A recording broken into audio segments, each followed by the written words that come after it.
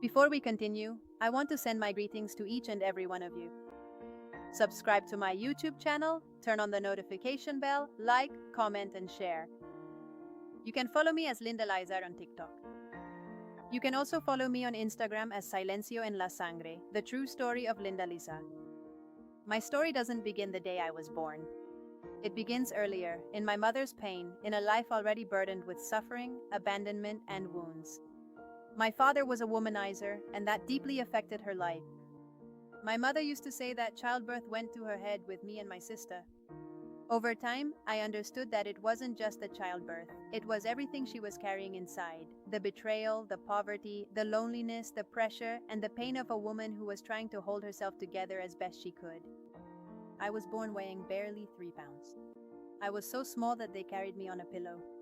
My arrival into the world was not from abundance or stability, but from fragility.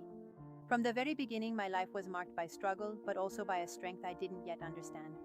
My mother also suffered greatly because a daughter was taken from her. They made her believe they would give her back, but that never happened. When she tried to see her, many times they would shut the door and leave her outside.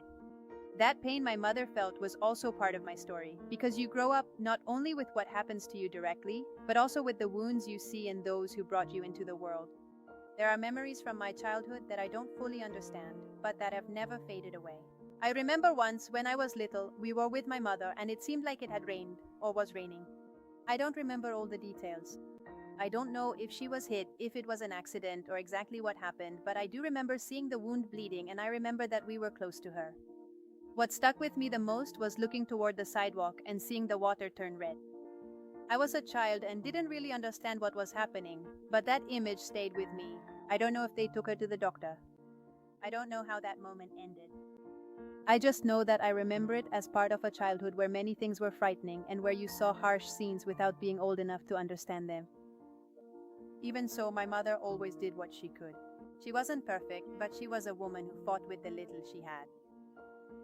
If she had 2 pesos, one was for me and the other for my sister. When she went out to wash dishes, clean other people's houses, or do whatever she could to get food for us, sometimes she would leave us locked inside to protect us. She didn't do it out of malice. She did it because she was afraid something might happen to us. Sometimes, when my mother left us locked inside to go wash dishes, clean other people's houses, or get some food for us, the house would be completely dark. The power would go out and the mop would be left standing in a corner. We, being little girls, would look at that shadow and think it was a witch or something that was gonna hurt us. Out of fear, we would cover ourselves with sheets and fall asleep like that. When we woke up the next day, once it was light, we would see the mop right there and realize it was just the cloth mop used for cleaning. Over time, I understood that often fear turns any object into something dangerous in a child's mind. That shadow, even though it scared us, also became part of our company on those nights. We were alone in a small concrete block room, without windows like in other places, just with block holes through which a bit of air would sometimes come in. It was very hot, and we would lean out through those spaces just to be able to breathe. Although now I understand that it wasn't an ideal way to live, I have nothing against my mother. I know she did it out of love and protection because she had no one to leave us with and needed to go out and find a way to feed us. My mother had to go to other people's houses to wash dishes, clean, and do chores so they would give her some food, and that way she could bring us something so we wouldn't go hungry. Sometimes they gave her food, and many times it was leftovers, like crispy rice with beans or just rice. What many people reject today, for us at that time, was a treasure. Every leftover that came into our hands meant that we could eat something that day. There were times when the hunger was so intense that I ended up eating whatever I could find. I remember once a cat had caught a mouse. I took a piece, boiled it, and ate it because I was just too hungry. That is a powerful memory, but it is part of the truth of the poverty we lived through. My father sometimes helped, but the money was never enough. There were days when he gave something, and days when he couldn't or didn't give anything. My mother carried a heavy burden on her own. She also had her own wounds and difficulties, but within her means, she was a good mother, and she still is a good mother. With my mother, we felt protected. When we walked down the street and I saw an abandoned puppy, I would cry and ask her to let me take it home. She, even in her poverty, would often indulge me and would even find a way to give the puppy some milk. If she ever corrected us with a sandal, she did it gently, not abusively. I never felt afraid of my mother the way I felt fear in other places. With her, despite the poverty, there was love and protection. Our childhood was one of poverty. We didn't have toys like other children. Many times, we would look for things in the trash to play with or to entertain ourselves. What was trash to others could be a game, a distraction, something that made us feel like children for a moment. We would go to the corner store or the shop, and some people would give us nicknames. They called us the crazy girls because we looked unkempt, burdened by need, without proper clothes, and often unable to be as clean as other children. That hurt because we were just girls and it wasn't our fault to live that way. Poverty wasn't just not having money, it was feeling people's stares, feeling shame without having done anything wrong. While other children played, we learned to endure. Our childhood was not one of peace, it was a childhood of need, fear, and silence. My childhood was marked by the mistreatment from my stepmother.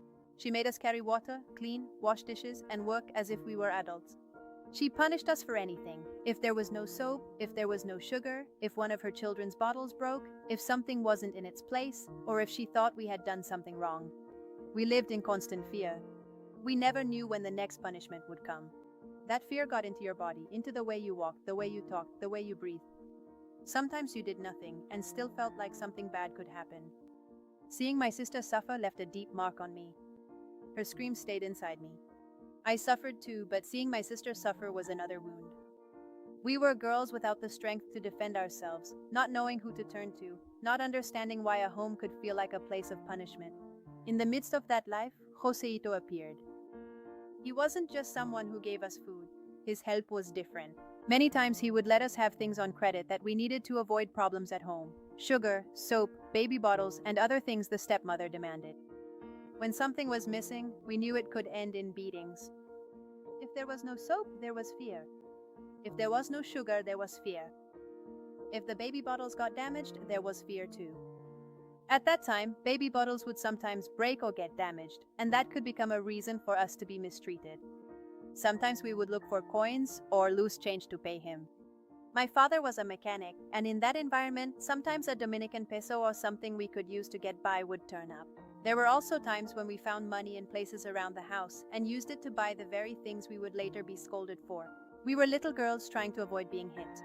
Joseito would let us buy on credit because he understood that behind it all there was fear. To me, he was like a supportive figure, almost like a father during those times. He is still alive, thank God, and wherever he is, I am grateful to him. His help was not insignificant for us. His help spared us a lot of suffering. Thank you for watching Silence in the Blood, the true story of Lindalisar. See you in the next video.